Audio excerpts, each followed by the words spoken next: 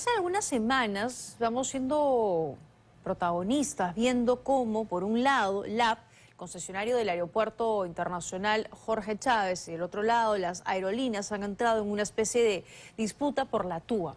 ¿Qué es la TUA? Es esta tarifa que van a cobrarle a aquellas personas que pisen el Jorge Chávez, que tengan que hacer una escala, porque LAP dice, oye, esto está en el contrato.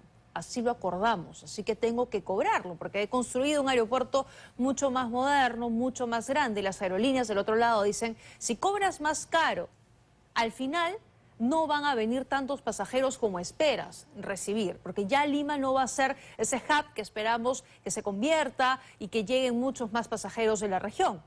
Entonces, hay dos posiciones encontradas que todavía, digamos, no se ha encontrado de momento una solución. Lo que ha pasado es que simplemente este cobro que iba a hacerse en octubre se ha pasado para los primeros días de diciembre, para el 7 de diciembre. Vamos a conversar en estos momentos con Martín La Rosa, Country Manager de IATA para Perú. Gracias por acompañarnos, bienvenido. Muchas gracias por tenerme en tu programa. ¿Cuál es el rol de IATA? Explíquenle a las personas que nos están viendo y qué papel está jugando en esta controversia. Bueno, en realidad nosotros somos una asociación global que representa las líneas aéreas. Tenemos más de 350 aerolíneas miembro a nivel mundial. IATA se funda después de la Segunda Guerra Mundial y se ha encargado de desarrollar los estándares de seguridad particularmente y otros tipos de estándares que al final permiten que las aerolíneas a nivel mundial hablen el mismo idioma, ¿no? En el fondo lo que promovemos es el desarrollo del tráfico internacional. Y parte de estas aerolíneas, que como bien señala, pasan por diversos aeropuertos, habrá podido saber que en algunos aeropuertos se cobra esta famosa tarifa de transferencia, la TUA de transferencia. ¿Por qué no quieren que se cobre aquí? ¿Qué pasa? Bueno, en realidad en la región latinoamericana el único aeropuerto que lo cobra es el aeropuerto de Sao Paulo, ¿no? Y sobre todo porque se nutre de vuelos domésticos. Ese es el hub principal de Sao Paulo.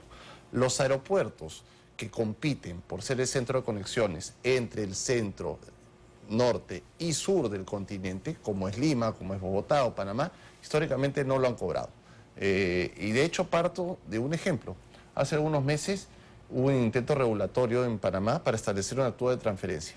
Quien más se opuso a esa regulación fue el propio aeropuerto, porque en el fondo ser un hub permite no solo a los pasajeros, digamos, del país, sino al aeropuerto en sí ser más rentable, más competitivo, desarrollar más rutas.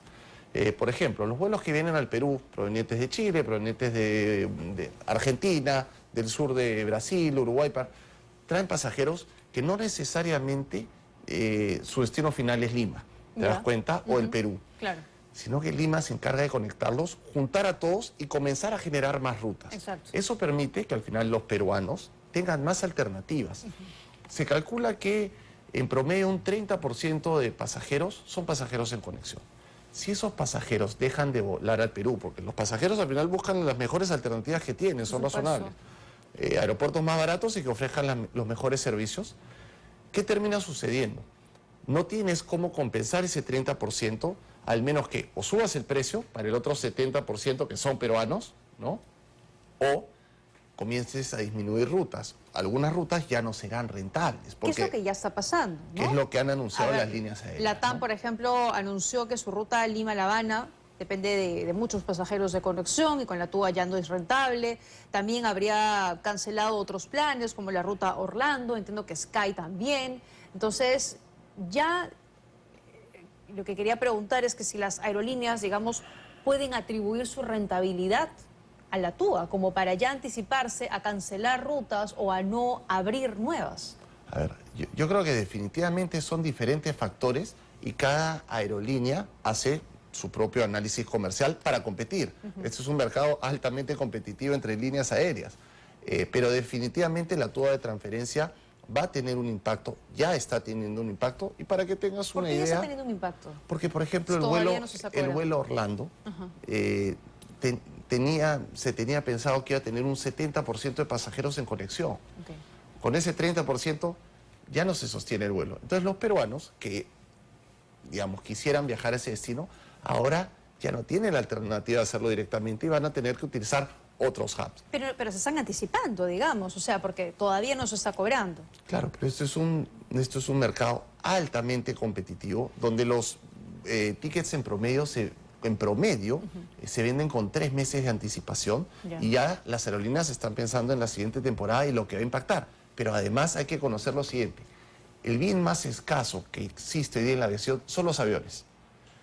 Los grandes grupos de inversión, que digamos que alguno puede tener acciones acá en el Perú de las diferentes aerolíneas, están buscando dónde colocar los vuelos y no sobran, mejor dicho, los aviones. Y van a ir a los aeropuertos más rentables. Bogotá no cobra una TUA de transferencia y ofrece, por ejemplo, muchas más comodidades. Tiene una conexión con 97 destinos.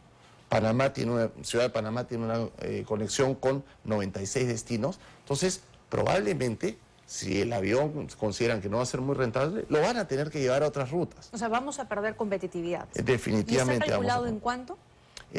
Mira, todavía no tenemos la cifra exacta del impacto, pero para que tengas una idea, solo en pasajeros en transferencia en los últimos 10 años, Panamá tuvo un crecimiento anual de 7.8%. Pasó de 1.8 millones de pasajeros en transferencia en el 2015 a 3.7 millones en el 2025.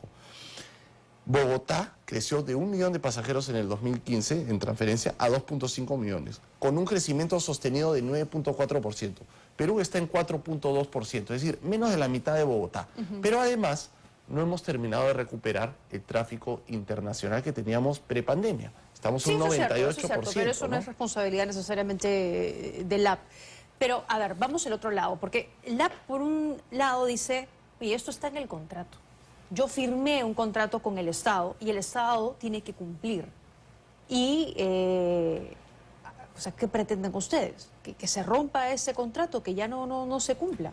A ver, yo quiero aclarar, digamos, muy expresamente que en ningún momento las aerolíneas han llamado a que haya un incumplimiento contractual por parte del Estado. Pero estoy viendo que no se cobre al final la TUA. Que es una prerrogativa que tiene el concesionario. En muchos aeropuertos esto se resuelve de forma comercial, porque acordémonos que los vuelos, si bien tienen pasajeros en transferencia que pagan una TUA, ese vuelo tiene una serie de otros pasajeros que no están en transferencia, que pagan la TUA regular, o al avión se le da una serie de servicios que hacen que las rutas sean rentables. Los vuelos no solo viven de los pasajeros en transferencia.